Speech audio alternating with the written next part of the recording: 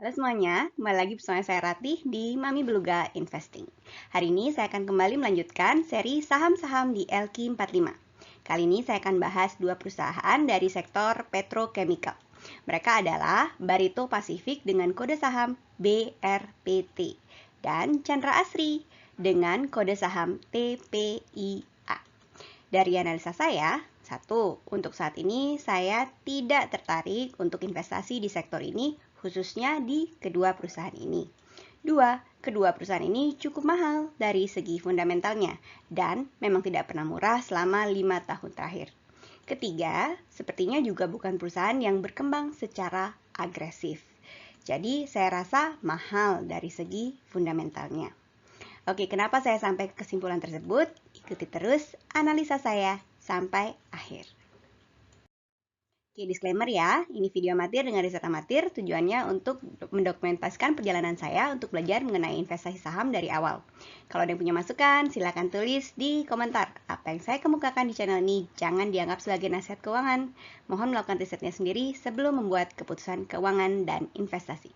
Oh ya, jangan lupa untuk subscribe ya, like atau dislike juga boleh, supaya saya lebih bersemangat untuk membuat video-video seperti ini. Oke, sekarang kita lanjut ke profil masing-masing perusahaan. Oke, kita mulai dari PT Barito Pacific Tbk. Perusahaan ini bergerak di bidang banyak ya, kehutanan, perkebunan, pertambangan, industri, properti, perdagangan, energi terbarukan, transportasi, dan juga aktivitas perusahaan holding. PT Barito Pacific Tbk didirikan pada tanggal 4 April tahun 79 dengan nama PT Bumi Raya Puramas Kalimantan. Awalnya perusahaan ini menjalankan kegiatan usaha cuma di bidang kehutanan dan perkayuan. Tapi kemudian sejak krisis moneter Asia yang tahun 1899 ya, mereka memutuskan untuk merambah industri lainnya.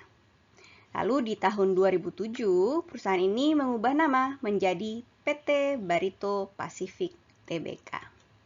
Tahun yang sama juga, tahun 2007, Barito Pacific mengambil alih PT Chandra Asri, yaitu perusahaan kedua yang akan kita bahas di video kali ini. Oke, Barito Pacific memegang 70% dari saham PT Chandra Asri loh. Oke, untuk Barito Pacific sendiri, dia menjalankan usaha di bidang energi terbarukan lewat salah satu anak usahanya, yaitu Star Energy Group Holding Private Limited, perusahaan yang didaftarkan di Singapura. Barito Pacific memegang 66,67% Star Energy Group Holdings Private Limited sahamnya ya, lewat akuisisi saham pada tanggal 7 Juni 2018. Star Energy bergerak di bidang pembangkit listrik tenaga panas bumi. Oke, kita balik ke BRPT sekarang ya. Dari laporan keuangan tahun 2020, pemegang saham terbesar dari BRPT adalah Prayogo Pangestu, yaitu sebesar 72,18% dari keseluruhan sahamnya. Oke, sekitar 18% dari saham Barito Pacific dipegang oleh bank-bank besar seperti Bangkok Bank PLC, HSBC Singapura, Credit Suisse Singapura, dan DBS Vickers Singapura. Oke, lanjut. Sekarang kita lihat profil PT Chandra Asri Petrochemical Tbk dengan kode saham TPIA. PT Chandra Asri Petrochemical Tbk muncul dari merger dari dua perusahaan ya. Yang pertama PT Tripolita Indonesia Tbk atau TPI dengan PT Chandra Asri atau CA di tahun 2011. Hasil akhir dari merger tersebut adalah PT TPI. Mungkin gara-gara itu kode sahamnya menjadi TPIA ya.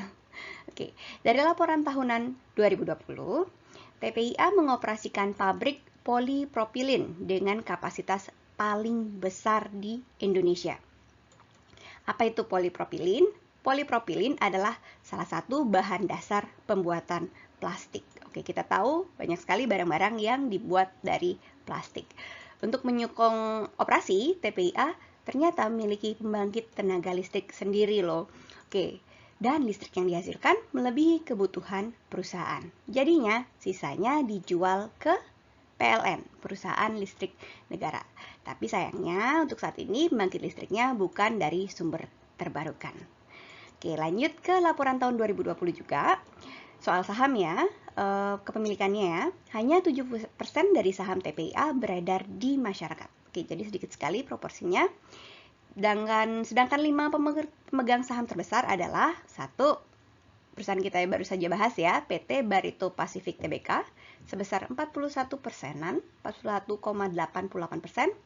Yang berikutnya adalah SCG Chemicals sebesar 30,57%.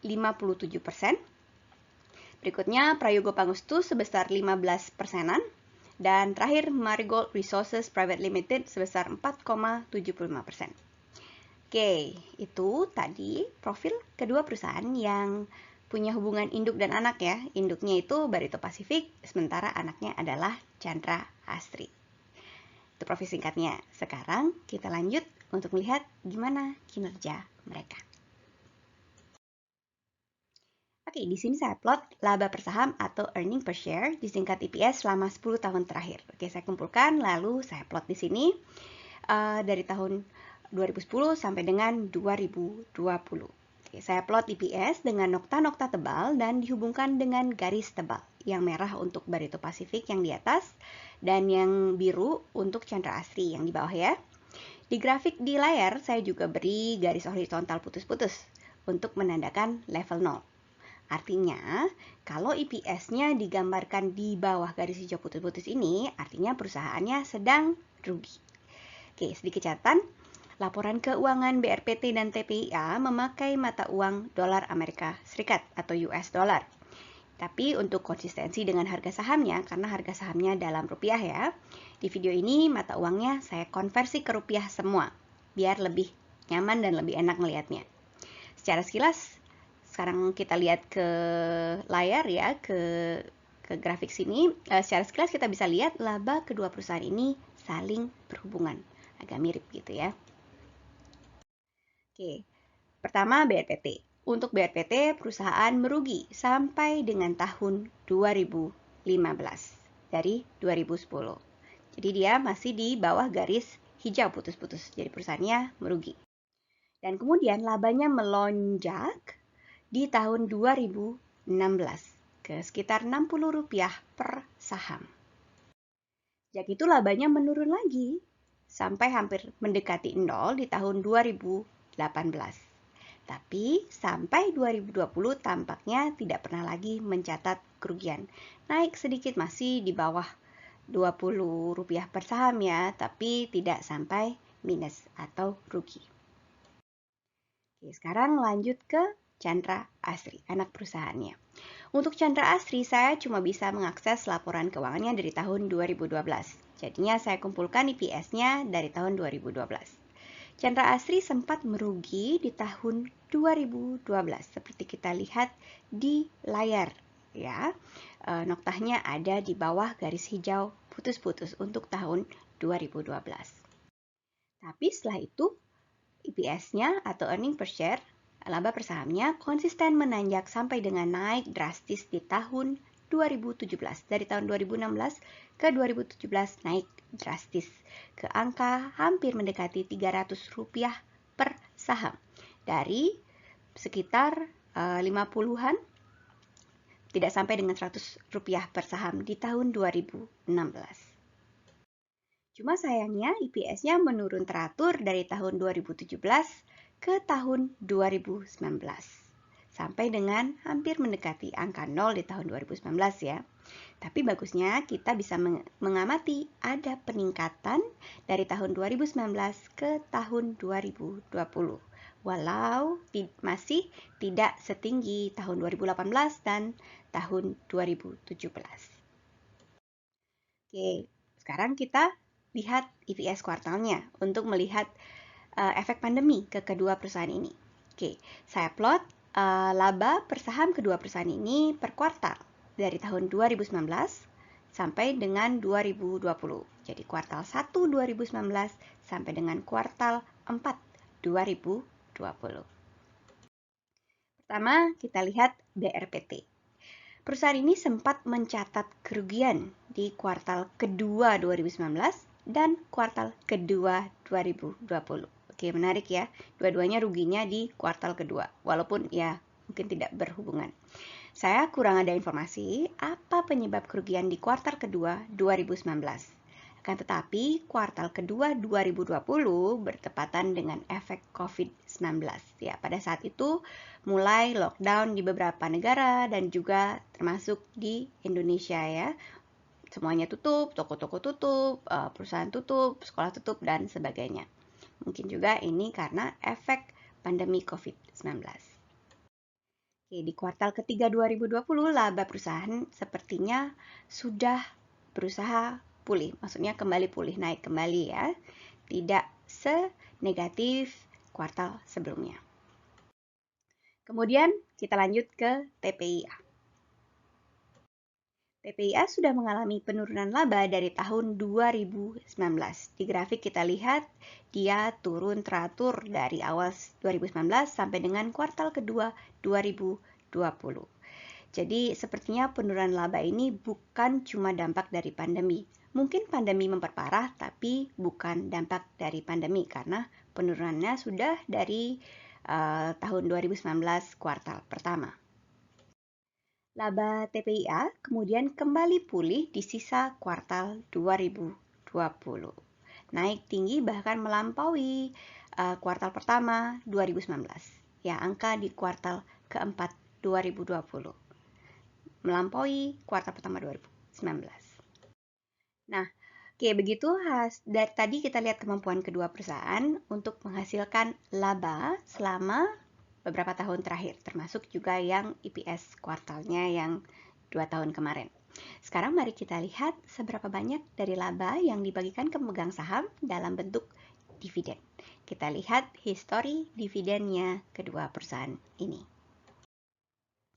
Oke, di sini saya plot beberapa informasi sekaligus untuk lebih jelas. Mari kita lihat satu persatu. Pertama, dividen per tahun yang saya plot dengan nokta-nokta tebal dihubungkan dengan garis tebal. Untuk BRPT warnanya merah, sedangkan untuk TPIA yang di bawah warnanya biru. Kemudian di tiap nokta saya beri 2 angka, di bagian atas dan bagian bawah nokta. Angka di atas adalah jumlah dividen per saham dalam rupiah.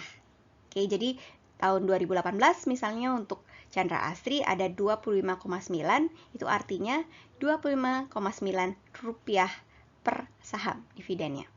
Oke, angka di bawah adalah persentase dividen terhadap laba per saham. Jadi kita tahu berapa persen dari laba per sahamnya yang dibagikan ke pemegang saham sebagai dividen. Di sini persentasenya. Oke, sebagai perbandingan, saya juga plot laba per saham sebagai perbandingan. Jadi lebih gampang kita melihatnya seberapa banyak laba per sahamnya yang dibagikan sebagai dividen. Oke, di grafik di atas, kita lihat BRPT ya, yang warna merah ya, sempat membagikan dividen cuma sekali dalam 6 tahun terakhir. Nominalnya lumayan kecil juga, yaitu 1,5 rupiah per saham di 2017, mewakili 5,8% dari labanya. Kecil sekali dan hanya sekali. Pada saat labanya naik drastis di tahun 2016, dia bahkan tidak membagikan dividen juga ya. Oke. Sekarang kita lanjut ke grafik yang di bawah. Kita bisa lihat kalau Chandra Asri lumayan rutin membagikan dividen sejak tahun 2014 sampai dengan tahun 2018. Persentasenya berubah-ubah, paling rendah 4% di tahun 2014 dan paling tinggi 25% di tahun 2016 dalam rupiah. Terendah di tahun 2014 yaitu 0,7 rupiah dan paling tinggi di tahun 2017 yaitu 64-an rupiah per saham. Jadi jumlahnya lebih besar daripada BRPT dan lebih sering. Oke, lanjut sekarang mari kita bahas harga wajar versi saya, versi Mami Beluga. Di grafik di layar saya plot 3 lapis informasi dan indikator untuk membantu saya menilai harga wajar. Jadi grafiknya agak rame ya di sini ya. Oke, sekarang kita bahas satu-satu ya. ketiga lapis informasi itu adalah pertama, harga sebagai lapis pertama. Harga adalah informasi yang paling gampang ditemukan tanpa banyak perlu buka-buka laporan keuangan ya. Jadi kita Google aja udah muncul harganya, histori harganya. Oke, di sini saya plot harganya. Oke, indikator kedua adalah harga di price to earning ratio 10. Kalau ada yang perlu pengingat, apa itu PE, bisa review video saya membahas PE yang saya cantumkan di kolom deskripsi. Oke, di sini saya plot PE sebagai garis hijau putus-putus. Saya anggap saham itu murah kalau harganya di bawah garis hijau putus-putus. Oke, jadi laba dikalikan 10 itu angkanya yang ada di garis yang diwakili oleh garis hijau putus-putus. Laba di tahun tersebut dikalikan 10. Oke, ketiga, lapis ketiga adalah harga di PI 15. Jadi earning atau laba dikalikan 15. Saya plot sebagai garis kuning putus-putus, seperti lampu merah ya. Ada yang hijau jalan, kuning hati-hati ya. Harga sahamnya kalau di garis kuning putus-putus ini, kalau berada di antara garis hijau dan kuning putus-putus, saya rasa harga sahamnya sudah agak mahal. Oke. Keempat, harga di PI 20, merah ya, berhenti. Ini saya sebut garis borju, karena harga saham saya anggap mahal kalau sampai melewati garis merah ini. Oke, sekarang kita bahas satu persatu. Harga nyaman dari kedua perusahaan ini menurut saya berdasarkan perolehan labanya. Untuk BRPT, harganya selalu mahal. Ya, selalu mahal, bukan mahal aja ya, mahal sekali sejak bulan Januari 2019. Sebelumnya, harganya sempat berada di bawah harga di PI 15 atau bahkan PI 10 di tahun 2018. Yang artinya harganya nyaman buat saya. Agak murah gitu ya. Oke, menarik sekali sejak tahun 2019. Oke, 2019 pendapatannya menurun lumayan drastis. Kita lihat di sini ya. Pendapatannya turun drastis dibandingkan tahun 2018, tapi harganya naik drastis juga. Oke, ada apakah ini? Sekarang lanjut ke TPIA ya. Satu lagi. Harga TPIA sejak 2018 tidak pernah murah kalau kita pakai patokan PI rasionya ya. Sejak bulan Mei 2018 harganya selalu jauh di atas harga di PI rasio 20. Jauh sekali. Oke, begitu. Sekian review saya untuk kedua perusahaan ini, PT Barito Pacific dan PT Chandra Asri. Oke, kesimpulan saya, satu, untuk perusahaan ini, kedua perusahaan ini saya tidak tertarik untuk investasi di perusahaannya dan juga sektor kimia.